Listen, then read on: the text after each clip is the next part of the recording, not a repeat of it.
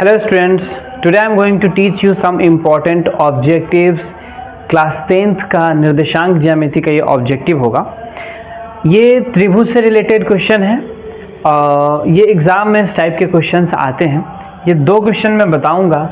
इस टाइप के जितने भी क्वेश्चंस आपको किसी भी बुक में किसी भी बुक से उठाओ और उसके इस टाइप के जितने भी क्वेश्चंस हैं उस क्वेश्चंस को बना डालो। तो इस टाइप के क्वेश्चंस अगर आएंगे तो आपके बन जाएंगे, क्योंकि इस टाइप का क्वेश्चन आता है। चलिए स्टार्ट करते हैं। पहला क्वेश्चन कौन सा है? यदि बिंदु दिया हुआ है, 3 बिंदु दिया हुआ है, त्रिभुज है तो उसका 3 बिंदु होगा ही। अब 3 बिंदु दिया है तो उसमें बोला है कि ये संरेख है। क्या है? संरेख। तो के का वैल्यू निकालिए। हमको पता है कि अगर कोई भी त्रिभुज संरेख होता है ना तो उसका क्षेत्रफल 0 होता है। क्षेत्रफल 0 होता है। अब देखो संरेख क्या होता है उसको एक बार समझा दूं मैं। देखो जैसे ये त्रिभुज हो गया, राइट।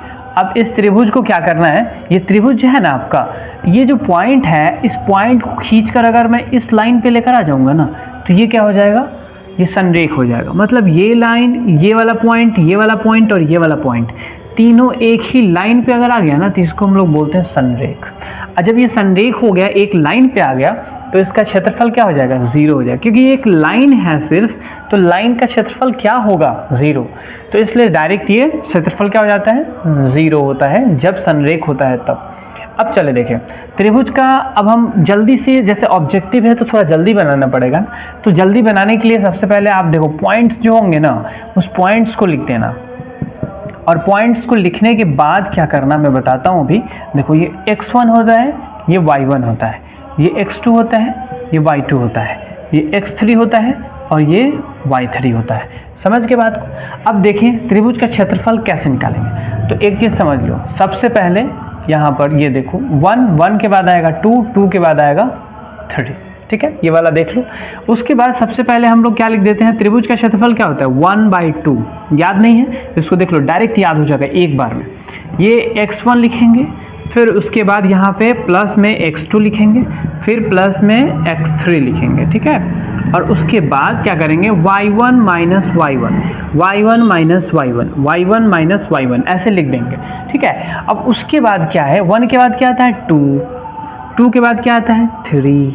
अब देखो यहाँ पे क्या है 2 के बाद क्या आता है 3, 2 के बाद 3 के बाद 1, 3 के बाद 1, यहाँ पे 3 है, 3 के बाद कितना आएगा 1 के बाद कितना आएगा 2। तो ये हो गया आपका त्रिभुज का फॉर्मूला। और ये संरेख है इसलिए क्या है 0। ये वाला यहाँ आएगा तो क्या हो जाएगा 0, क्योंकि ये डिवाइड में है, इधर आएगा तो मल्टीप्लाई में हो जाएगा। अब चलिए इसको निकालना है तो जल्दी से निकालते हैं। पहला क्या है, के है आपका, के लिख दिया मैंने। अब देखो इसको घेर दो। फिर दूसरा क्या है -3, तो देखो -3 मैंने यहाँ पे डाल दिया। अब इसको भी घेर दो। अब उसके बाद क्या है 7 को ऐसे घेर दो। चलो ठीक है, ये आपका हो गया इक्वल टू 0। 0 × 2 तो ये तो 0 आ ही जाएगा, कोई दिक्कत है नहीं। ये वाला 2 खत्म हो गया। अब देखिए यहाँ पर k का वैल्यू मैं कैसे निकालता हूँ। यहाँ पे देखिए y1 यहाँ पे क्या है y2 है, ठीक है, ये y2 है।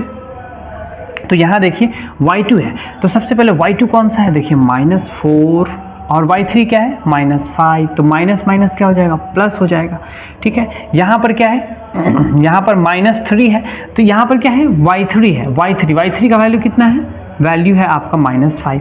y1 का वैल्यू कितना है 2 है, तो -2 होगा, यहाँ पर -2 लिख दिया।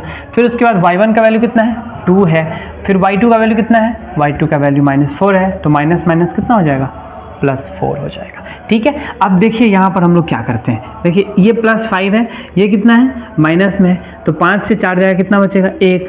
तो 1 से जब k में मल्टीप्लाई होगा तो 1 ही आएगा। अब देखो प्लस माइनस माइनस होता है माइनस, और उसके बाद देखो यहाँ पे देखो ये माइनस है, ये माइनस है, माइनस माइनस क्या हो जाएगा, माइनस माइनस प्लस लिखते हैं माइनस, तो 7 हो गया। और 7 में क्या इंटू करना है, -3 से, तो ये माइनस माइनस क्या हो जाएगा, प्लस हो जाएगा, और 7 3 21 हो जाएगा। अब उसके बाद क्या है, 4 और 2 कितना होगा, 6 होगा। 6 को इससे मल्टीप्लाई करेंगे 7 से, तो कितना आ जाएगा 7 6 42, ठीक है, इक्वल टू 0। या अब k प्लस 60 कितना आ जाएगा, यहाँ पे देखो तो ज़रा, ये है आपका 2 1 3 4 2 6 इक्वल टू 0, या k इक्वल टू कितना आ गया आपका, ये वाला इधर आएगा -63 आपका ये ऑप्शन है। तो कौन सा ऑप्शन है देख लीजिए, ऑप्शन इसमें नहीं, इसमें नहीं, ये वाला ऑप्शन सी नंबर ऑप्शन आपका करेक्ट हो जाएगा। ठीक है, आपको समझ में आ गया, इसमें कोई दिक्कत नहीं है। अब देखिए मुझे कौन सा निकालना है, त्रिभुज का क्षेत्रफल निकालना है। इसमें से शीर्ष दिया हुआ है 1, 2 और 3 दिया हुआ है, हमको त्रिभुज का क्षेत्रफल निकालना है। चलिए तो हम लोग त्रिभुज का क्षेत्रफल जल्दी से निकाल देते हैं। तो ये इस फॉर्मूला को तो रहने देते हैं हम लोग और डायरेक्ट इसी पे पुट कर देते हैं, निकल जाएगा। इसको हटा देता हूँ। ठीक है, अब देखिए यहाँ पर आपका पहला क्या है, पहला पॉइंट है -4 और 0, फिर उसके बाद क्या है आपका 0, 3, फिर क्या है 0, 0, यही ना है।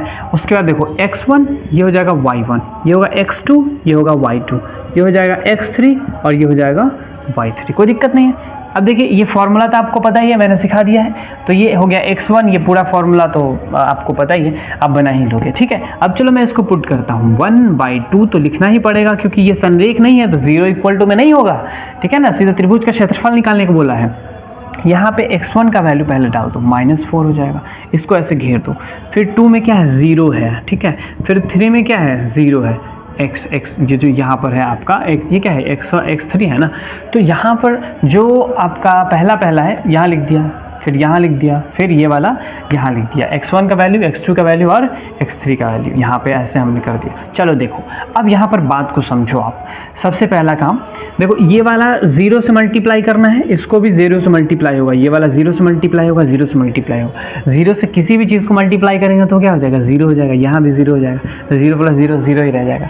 अब यहाँ पे देखो y2 माइनस y3, y2 क्या है 3 है और उसके बाद क्या है y3 क्या है y2 हो गया 3 और y3 हो गया आपका 0। कितना माइनस तो 0 होगा नहीं यहाँ पे, ये कितना हो जाएगा 3 2 जा 3 4 जा मतलब 4 3 12 है ना, 4 3 12, तो ये -12 आया आपका, -12। जब इसको हम काटेंगे तो कितना आ जाएगा -6 आएगा।